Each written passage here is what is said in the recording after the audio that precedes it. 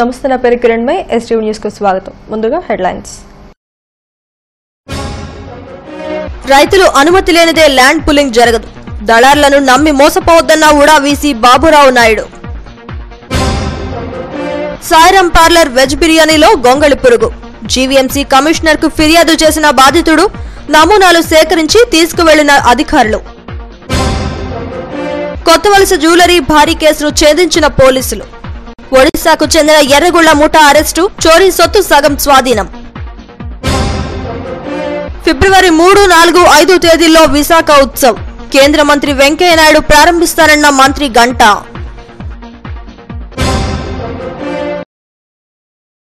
రైతులు స్వచ్ఛందంగా భూములు ఇచ్చేందుకు ముందుకొస్తేనే ల్యాండ్ పులింగ్ చేస్తామని ఉడా వీసీ బాబురావు నాయుడు స్పష్టం చేశారు. ఇటీవల ముదబాక గ్రామంలో డి పట్టా ఎస్ఎండ్ భూములను ఉడా పేరుతో స్వాధీనం చేసుకుని భూదందాకు పాల్పడిన వైనం తెలిసిందే. ఉడా అనుమతి లేకపోయినా కొంతమంది దళారులు ఈ డి పట్టా ఎస్ఎండ్ భూములను కొనుగోలు చేసి ల్యాండ్ పులింగ్ ద్వారా కోట్లాది రూపాయలు దక్కించుకునేందుకు ప్రయత్నిస్తున్నారు. దీనిపై పత్రికల్లో వరుస కథనాలు రావడంతో ఉడా వీసీ స్పందించి వివరణ ఇచ్చారు. దళారులను నమ్మి రైతులు మోసపోవద్దని సూచించారు. నగర శివారు ప్రాంతాల్లో సుమారు 25 గ్రామాల్లో 1900 ఎకరాల భూమిని ల్యాండ్ పుల్లింగ్ కు సేకరించేందుకు జీవోలు జారీ చేశారు. అయితే ముదబాక విషయంలో కొంతమంది దళారులు 6 నెలలు ముందుగానే డి పట్టా భూమి కొనుగోలు చేసి ఉడా పేరుతో దందాలకు పాల్పడిన విషయం తమ దృష్టికి రాలేదని చెప్పారు. ఇలా ఎక్కడైనా జరిగితే రైతులు నేరుగా ఫిర్యాదులు చేస్తే అక్కడ ల్యాండ్ పుల్లింగ్ నిలుపుదల చేస్తామని స్పష్టం చేశారు. రైతుల భాగస్వామ్యంతోనే ప్రభుత్వం ఈ కార్యక్రమం నిర్వహించి తలపెట్టిందని వివరించారు. ఒకటి క్లియర్ కట్ కేసెస్ ఏదైనా ఉంటే దాని ప్రక్రియ నడుస్తూ ఉంటుంది. ఏదైనా ఇలా కాంట్రవర్సీ వచ్చినప్పుడు ఖచ్చితంగా ఆ ప్రక్రియను ఆపి ఎంక్వైరీ చేసి కరెక్ట్గా 1-to-1 చేసి అది ఆమోద యోగము వాలంటరీ ఉంటే తప్ప ఏ రకమైన దయచేసి ఇక్కడ రైతులు ఎవరిని మిడిల్ మీద నమ్మవద్దు. డైరెక్ట్గా ఏదైనా ఉంటే మనకు ఊడాకి లేదా కలెక్టర్ ద్వారా మాకు పంపించినా మాకు సరిపోతుంది. ఆనందపురంలో కూడా దళారులు రైతులు మోసం చేశారు. సాక్షాత్తు ఎమ్మెల్యే విష్ణుకుమార్ గారు కలెక్టర్ గారు తీసుకెళ్లి ల్యాండ్ పురుగులు అవసరం జరిగిన ఒక శాసనసభ్యుడు ఆరోపించారు. ఇప్పుడు ఆ భూములు పరిగణలో తీసుకోవాలి. అది ఖచ్చితంగా అది మళ్ళీ రీవెరిఫికేషన్ లో తేలితే తప్ప దానికి భారతదేశంలో చేపట్టిన ల్యాండ్ పులింగ్ ప్రాజెక్టు ఫెయిల్ అయినప్పుడు కూడా ముందు జాగ్రత్త తీసుకోకుండా నగరంలోని హోటల్ యజమానులు ప్రజల ఆరోగ్యాలతో చెలగాటమాడుతున్నారు. శుచి శుభ్రత లేని ఆహారాన్ని వండి వడ్డించేస్తున్నారు. పైపై మెరుగులు చూసి ఆ తిండి తింటే ఆరోగ్యాలు హాంఫట్. డైమండ్ పార్క్ సమీపంలోని సాయిరాం పార్లర్లో వెజ్ బిర్యానీలో గొంగళి పురుగు బయటపడ్డ ఘటన అక్కడి ఆహార నాణ్యతను ప్రశ్నిస్తోంది. నిద్ర సుఖమెరగదు, ఆకలి రుచి ఎరగదు అనే సామెత. యాంత్రిక జీవనంలో ఇళ్ల దగ్గర ఆహారం తీసుకునే వారి సంఖ్య నానాటికి తగ్గిపోతోంది. ఏ రోడ్డు పక్కనో కాస్త హైజీనిక్ గా ఉండాలని ఖరీదైన హోటల్కో వెళ్లడం పరిపాటిగా మారుతోంది. ఖరీదైన హోటల్లో సైతం నాణ్యత ప్రశ్నార్థకమవుతోంది. శుచి శుభ్రత మచ్చుకైనా కనిపించడం లేదు. దీంతో ప్రజల ఆరోగ్యాలు గుల్లలవుతున్నాయి, జేబులు చిల్లవుతున్నాయి. తాజాగా నగరంలో ప్రముఖ హోటల్ గా గుర్తింపు పొందిన డైమండ్ పార్క్ సమీపంలోని సాయిరాం పార్లర్లో ఓ కస్టమర్ కు వెజ్ బిర్యానీలో గొంగళి పురుగు కనిపించడం సంచలనమైంది. ఇదేంటి అని సిబ్బందిని ప్రశ్నిస్తే నిర్లక్ష్య ధోరణి. పార్లర్ అధినేతకు సమస్య చెబితే ఎవరితో చెప్పుకుంటావో చెప్పుకో అని దురుసైన సమాధానం. సాయిరాం పార్లర్ కు నిత్యం కస్టమర్ల తాకిడి ఉంటోంది. అక్కడ ఆహార పదార్థాలు రుచిగా ఉంటాయని కస్టమర్లు వెళ్తుంటారు. సోమవారం మధ్యాహ్నం 3:30 గంటలకు కంచరపాలెంకు చెందిన అరుణ్ పార్లర్లో పెరుగువడ, వెజ్ బిర్యానీ ఆర్డర్ ఇచ్చాడు. వడ తిన్న తర్వాత వెజ్ బిర్యానీ రుచి చూసేందుకు ప్రయత్నించగా నాన్ వెజ్ బిర్యానీ కనిపించింది. గొంగళి పురుగును చూసిన కస్టమర్ అవాక్కయ్యాడు. వెంటనే సిబ్బందికి, అధినేతకి సమాచారం అందించినా వారి నుంచి దురుసుప్రవర్తనే కనిపించిందని బాధితుడు అరుణ్ తెలిపాడు. ప్రజల ఆరోగ్యంతో ఆటలాడుతున్న ఇలాంటి హోటల్ యజమానులపై చర్యలు తీసుకోవాలని డిమాండ్ చేస్తున్నాడు. అంతలో నాకు కొంచెం ఆకలిగా ఉండి డైమండ్ పార్క్ దగ్గర ఉన్న సాయిరాం పార్లర్కి వెళ్ళి ఒక plate vada, veg biryani order చేసుకుని వడ తిన్నాక వెజ్ బిర్యానీ తీసి అందులో పచ్చిమిరపకాయలు ఎక్కువగా ఉన్నాయని తీసి పక్కన పెట్టి ఒక 2-3 స్పూన్లు తిన్నాక మిగతా స్పూన్లో నాకు గ్రీనిష్గా నాకేదో కనిపిస్తే అది ఏటా అని నేను దగ్గర నుంచి చూడగానే అది వెంటనే గొంగళి పురుగు అనేది వచ్చింది. అతను ఎండీ గారిని పిల్లమని నేను వెంటనే అడిగాను. ఎండీ గారు వచ్చి ఇది ఇలాంటివి అనేవి చిన్న చిన్న సమస్యలండి, దీన్ని మీరు పెద్దగా పట్టించుకోకూడదు, ఇలాంటివి అనేవి అప్పుడప్పుడు జరుగుతుంటాయి, సో మీరు దీన్ని ఇక్కడితో వదిలేయాలంటే ఇది ఎలాగ వదిలేస్తామండి, ఇది గొంగళి పురుగు బిర్యానీలో పడ్డం అనేది చాలా చిన్న ఇష్యూ అని మీరు ఎలాగంటారు అనగానే, అయితే ఇప్పుడు ఏం చేస్తారు, మా పీకలను తీశారు కదా, మీకు నచ్చింది మీరు చేసుకోండి, నాకు నా హోటల్కి పోయేది ఏమీ లేదు, ఇక్కడ మీరేం చేసుకున్నా మాకు పర్లేదు అని చెప్పి నిర్లక్ష్యంగా అతను వెంటనే వితిన్ 2 seconds వెళ్ళిపోయారు. ఈయన సుమారు 5,000 నుంచి 10,000 మంది సారంపారలోకి వెళ్తున్నారంటే వాళ్ళు బాగా వండుతారనే కానీ ఇంకేమీ కాదు. కానీ అందులో కూడా ఇలా పురుగులు, చెత్తలు, చెదారు ఇవన్నీ వస్తున్నాయంటే. వెజ్ బిర్యానీలో గొంగళి పురుగు కనిపించిన ఘటనపై జీవీఎంసీ కమిషనర్ కు ఫిర్యాదు చేశాడు. కమిషనర్ ఆదేశాల మేరకు ప్రజారోగ్య విభాగం అధికారులు ఆహార పదార్థాలను పరిశీలించి ల్యాబ్ కు పంపించారు. సాయిరాం పార్లర్లో తాజా ఘటనతో అక్కడ ఆహారం తినాలంటేనే భయపడాల్సిన పరిస్థితి నెలకొందని నగరవాసులు అంటున్నారు. ఇలాంటి ఘటనలపై కఠిన చర్యలు తీసుకోకపోతే ప్రజారోగ్యం ఆసుపత్రి పాలు కావాల్సిందేనని ఆందోళన వ్యక్తం చేస్తున్నారు. ఇది చాలా భయంకరమైన విషయం. దీని మీద ప్రభుత్వం కానీ అధికారులు, ఆహార పదార్థాల తనిఖీ అధికారులు నిరంతరం పర్యవేక్షిస్తూ అటువంటి హోటల్స్లో ఏమైనా వస్తే వాటి మీద చర్య తీసుకోవటం, సీజ్ చేయటం, అలాగే ఇటువంటి సంఘటనలు జరగకుండా సరైన చర్యలు తీసుకోవాలని చెప్పేసి ప్రజలందరూ కూడా అనుకుంటున్నారు. అడిగిన వాళ్ళని కూడా ఎవరైతే కస్టమర్లు వెళ్ళి ఇలా ఉంది అని చెప్పి అడిగి వాళ్ళ దృష్టికి తీసుకొస్తే, ఆ యాజమాన్యం దృష్టికి తీసుకొచ్చినప్పుడు మీ దిక్కునోడు చెప్పుకోండి, మీరు ఏం చేయలేరు మమ్మల్ని అనేటువంటి సమాధానం కూడా ప్రజలు హర్షించరు.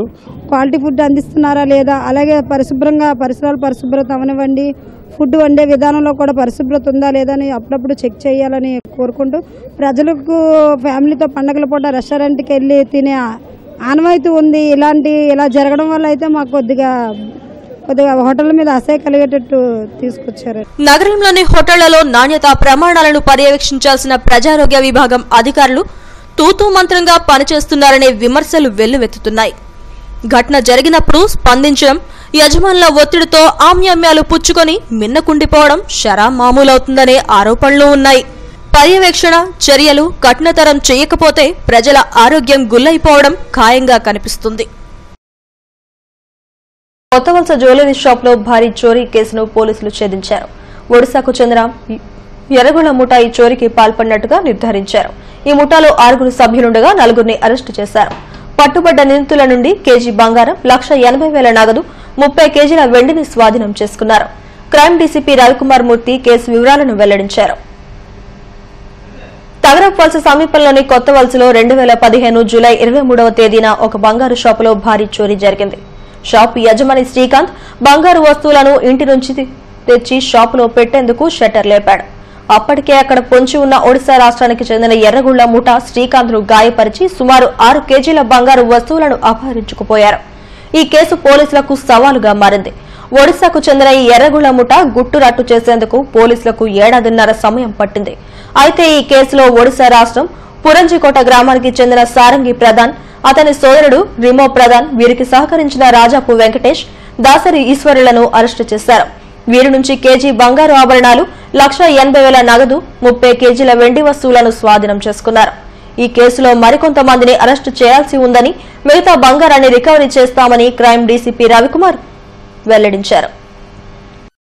కలెక్ట్ చేసుకొని ఈ సంవత్సరం 1వ తేదీన అతన్ని ప్లస్ దాసు శ్రీను అని అతన్ని వీరిద్దరిని అరెస్ట్ చేయడం జరిగింది. వీరి దగ్గర మాకు కొంచెం ప్రాపర్టీ దొరికింది, ఈ థెఫ్ట్ ప్రాపర్టీ దొరికింది.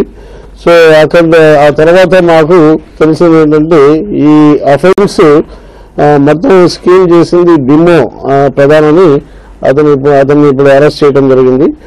ఈ బిమ్మో ప్రధాని ఈ సారంగి ప్రధానికి బ్రదర్ అవుతాడు. సో ఈ పర్టికులర్ అఫెన్స్ ని మొత్తం కాన్స్పిరసీ కానీ ప్లానింగ్ కానీ తర్వాత ఎగ్జిక్యూట్ అయ్యేటట్టు మొత్తం చేసింది బిమ్మో ప్రధాని. సో ఇందులో ఈ అఫెన్స్ లో ఆవుల సుబ్బారావు అని, తర్వాత రాజాపు వెంకటేష్ అని, తర్వాత ఈశ్వర్ దాసు ఈశ్వర్ అని ఈ ముగ్గురు పార్టిసిపేట్ చేశారు. ఈ ముగ్గురు అఫెండర్స్, ఆ ముగ్గురులో ఈశ్వర్ని ప్లస్ వెంకటేష్ని కూడా అరెస్ట్ చేశాము. సో వీరి వద్ద నుండి కూడా ప్రాపర్టీ సేమ్ థెఫ్ట్ జరిగిన ప్రాపర్టీ చాలా వరకు రికవర్ చేశాము. సో కటక్లో రాష్ట్ర ప్రభుత్వం ప్రతిష్టాత్మకంగా భావిస్తున్న విశాఖ ఉత్సవ్కు అన్ని ఏర్పాట్లు పూర్తయ్యాయని మంత్రి గంటా శ్రీనివాసరావు వెల్లడించారు. ఉత్సవ్ ఏర్పాట్లపై కలెక్టరేట్లో జిల్లా కలెక్టర్ ప్రవీణ్ కుమార్ ఆధ్వర్యంలో అధికారులతో మంత్రి సమీక్షించారు. ఫిబ్రవరి 3, 4, 5 తేదీల్లో ఆర్కే బీచ్ లో ఈ విశాఖ ఉత్సవ్ నిర్వహిస్తామని తెలిపారు. కేంద్ర మంత్రి వెంకయ్యనాయుడు ఉత్సవ్ను ప్రారంభిస్తారని వెల్లడించారు. గతంలో కాకుండా అన్ని వేదికలు ఒకే చోట ఆర్కే బీచ్ లో ఉండేలా ఏర్పాట్లు చేస్తున్నట్లు చెప్పారు. జాతీయ, అంతర్జాతీయ స్థాయి సాంస్కృతిక కార్యక్రమాలు ఈ ఉత్సవంలో ఉంటాయని తెలిపారు. 3, 4, 5 మనం అనుకున్న డేట్స్ ప్రకారం అన్ని కూడా అరేంజ్మెంట్స్ పూర్తయ్యాయి. దీనికి గౌరవ కేంద్ర మంత్రి పెద్దలు వెంకయ్యనాయుడు గారు చీఫ్ గెస్ట్గా వచ్చి 3వ తారీఖున ఈ విశాఖ ఉత్సవాన్ని ఇనాగ్రేట్ చేస్తా ఉన్నారు.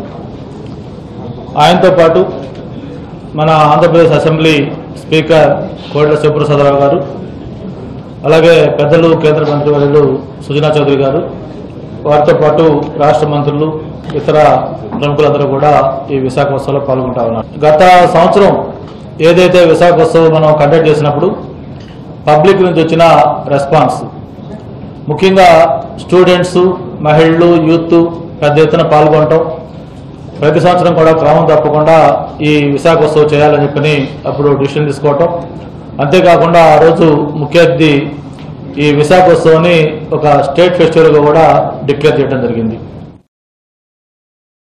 బీసీ, ఎస్సీ, ఎస్టీ, కాపు రుణాల మంజూరుకై దరఖాస్తు చేసుకున్న వారి కోసం గాజువాక రాజీవ్ ఇండోర్ స్టేడియంలో నిర్వహించిన రుణమేళాకు విశేష స్పందన లభించింది.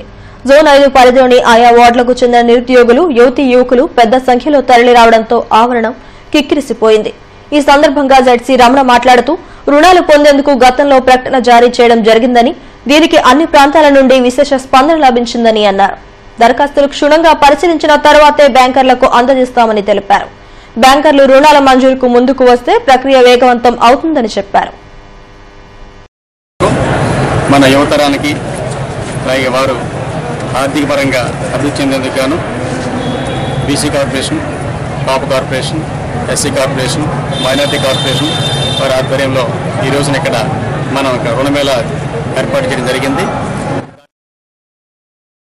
పోలీసులు, ఆర్టీఏ అధికారులు అకారణంగా కేసులు పెడుతున్నారని ఆరోపిస్తూ సిఐటియు ఆధ్వర్యంలో ఆటో కార్మికులు పెందుర్తిలో ఆందోళన నిర్వహించారు.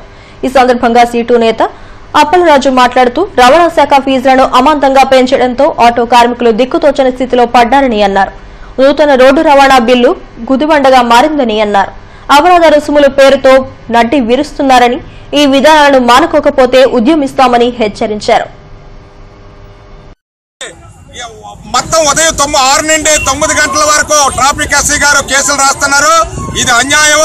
ఆటో కార్మికులు అప్పు చేసుకుని ఉద్యోగాలు లేకపోతే పిల్లల్ని పోషించుకునే పరిస్థితి అనేది సంవత్సరాలు పట్టేస్తే ఇప్పుడు లేనిపోయినటువంటి నిబంధనలు పెట్టి ఒక కాకి చక్కా లేకపోతే 50 రూపాయలు, 100 రూపాయలు ఫైన్ వేసేవారు. ఈ రోజు కాకి చక్కా తడగకపోతే 1100 రూపాయలు కట్టించుకుంటున్నారు. వెనకాతల డోర్ గాని మూయిపోతే 1600 రూపాయలు కట్టించుకుంటున్నారు. లైసెన్సులు ఇవి ఏమీ లేకపోతే 5000, 3000 రూపాయలు. నగదు రహిత సేవలను మరింత విస్తృతం చేస్తున్నట్లు state bank of India deputy general manager Ajay Kumar Pandit వెల్లడించారు. పాతగాజువాక పంతులు గారి మేడ వద్ద ఎస్బీఐ 85వ శాఖను ఆయన ప్రారంభించారు. బ్యాంకు సేవలను వినియోగించుకోవాలని చెప్పారు. ఖాతాదారులకు మెరుగైన సేవలు అందించడమే తమ ముందున్న లక్ష్యమని అన్నారు. నగదు రహిత లావాదేవీలపై ప్రజల్లో మరింత అవగాహన పెంపొందించాల్సిన అవసరం ఉందని అన్నారు. ఈ కార్యక్రమంలో regional manager Madhumohan Patro, branch manager Chittiraju తదితరులు పాల్గొన్నారు. Vijayanagaram and Srikakulam, and this is 85th branch in Vizag city, and we are opening more and more branches so that we can provide more and more services to our customer. I will request all the customer. This is the area where the number of concentration of branches is relatively less. భవన నిర్మాణ అసంఘటిత రంగ కార్మికులు ప్రభుత్వం అమలు చేసే పథకాలను సద్వినియోగం చేసుకోవాలని జిల్లా లీగల్ సేవా సదన్ కార్యదర్శి నాగసుందర్ తెలిపారు. కార్మిక శాఖ సిఐటియు ఆధ్వర్యంలో ఎన్ఈడి కూడలిలో అవగాహన సదస్సు జరిగింది. రాష్ట్ర భవన్, ఇతర నిర్మాణ రంగ కార్మికుల బోర్డులో ప్రతి ఒక్కరూ రిజిస్ట్రేషన్ చేయించుకోవాలని అధికారులు సూచించారు.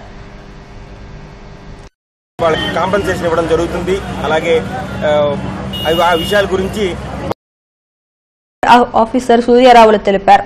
కార్మికులకు ఉచిత న్యాయ సహాయం అందిస్తామని ఫిబ్రవరి 11న జరిగే జాతీయ లోక్ అదాలత్లో కేసులు పరిష్కరించుకోవాలని సూచించారు. ఈ కార్యక్రమంలో కేశవ్ పాండే, ప్రతాప్, బలివాడ వెంకట్రావు తదితరులు పాల్గొన్నారు. జరుగుతుంది. అలాగే ఆ విషయాల గురించి మన అసిస్టెంట్ కమిషనర్ ఆఫ్ లేబర్ గారు, అలాగే మన తాలూకా అసిస్టెంట్ లేబర్ ఆఫీసర్స్ అందరికీ కూడా కార్మికులందరికీ తెలియజేయడం జరిగింది. అలాగే మా లీగల్ సర్వీసెస్ అథారిటీ ఎటువంటి సేవలు అందిస్తున్నది, దీన్ని ఎటువంటి తగుల్ని పరిష్కారం చేసుకోవచ్చు, ఎవరికి లీగల్ సర్వీస్ అథారిటీ తాలూకా లబ్ధిదారులు ఎవరైతే ఉంటారో వాళ్ళు ఎవరెవరే ఉంటారు, కార్మికులు, అలాగే సంవత్సరానికి ₹1,00,000 ఆదాయం తక్కువ ఉన్న భవన నిర్మాణ కార్మికులు అందరూ కూడా బిలో పవర్టీ లైన్ కింద, బీపీఎల్ లైన్ కింద. జీవీఎంసీ 12వ వార్డు చాకలిగడ్డలో రజకులు బల్లల పండుగ నిర్వహించారు. సాంప్రదాయం ప్రకారం ఈ పండుగను నిర్వహించుకుంటామని నిర్వాహకులు తెలిపారు. 12వ వార్డు టీడీపీ అధ్యక్షుడు ముక్కా ముత్యాల నాయుడు ఈ పండుగకు ముఖ్య అతిథిగా హాజరయ్యారు. సంక్రాంతి వేళల తర్వాత తమ వృత్తి పనులకు కొంత విరామం ఇస్తారు. బల్లల పండుగ చేసుకున్న తర్వాత తిరిగి యథావిధిగా కార్యకలాపాలు సాగిస్తారని తెలిపారు. బల్లల పండుగ దాకా వీళ్ళు ఏ పని కూడా ముట్టుకోరు. 15 రోజుల తర్వాత బల్లల పండుగ నాడు పండుగ చేసుకొని ఎవరైనా బట్టలు ఉతకడం కానీ అవి చేస్తారు. వీళ్ళందరూ కూడా చాలా నిష్ఠగా అంతా ఒక పద్ధతిగా చేస్తున్నారు. ఇప్పుడే కాదు, నేను చిన్నప్పుడు కానించి ఈ ఏరియాలో ఈ గెడ్లు అయ్యి ఉండి ఆ గెడ్లు ఉన్నప్పుడు కానించి వీళ్ళందరితోటి నాకు. మొదలవలస సత్యనారాయణ చారిటబుల్ ట్రస్ట్ ఆధ్వర్యంలో వడ్లపూడి ప్రాథమిక పాఠశాల విద్యార్థులకు పుస్తకాలు, పెన్నులు పంపిణీ చేశారు. తొలుత మహాత్ముని చిత్రపటానికి పూలమాల వేసి నివాళులర్పించారు. సేవే ధ్యేయంగా ట్రస్టు ద్వారా సేవలందిస్తున్నామని చైర్మన్ మొదలవలస కృష్ణారావు అన్నారు. ప్రభుత్వ పాఠశాలల్లో సదుపాయాల కల్పనకు కృషి చేస్తున్నట్లు తెలిపారు. ఈ కార్యక్రమంలో పాఠశాల ఉపాధ్యాయులు పాల్గొన్నారు. అదేవిధంగా ఆయన మొత్తం ఈ దేశం కోసమే బ్రిటిష్ వారి నుండి వాళ్ళకి అబద్ధ హస్తాల నుంచి మనం విడిపించడం కోసం చాలా మార్లు జైలుకి వెళ్ళారు. ఆయన జైలు జీవితమే మామూలు జీవితం కంటే జైలు జీవితం ఎక్కువ గడిపారు. అలాంటి మహానుభావుడు ఆయనకి మన గాంధీ మహాత్ముడికి పిల్లలు. గాజువాక జోన్ పరిధిలోని వ్యాపారుల నుండి రావాల్సిన ట్రేడ్ లైసెన్స్ ఫీజు బకాయిలను త్వరితగతిన వసూలు చేయాలని జోన్ 5 ప్రజారోగ్య విభాగం అధికారి డాక్టర్ జయరాం సిబ్బందిని ఆదేశించారు. ఈ మేరకు 15 వార్డుల శానిటరీ ఇన్స్పెక్టర్లు, సూపర్వైజర్లతో సమావేశం నిర్వహించారు. 2016-17 సంవత్సరానికి సంబంధించి 85 లక్షల రూపాయలు వసూలు కావాల్సి ఉండగా 75 లక్షలు మాత్రమే వసూలు చేశారని అన్నారు. మిగతా 10 లక్షలు ఫిబ్రవరి 7వ తేదీ నాటికి వసూలు చేయాలని సూచించారు.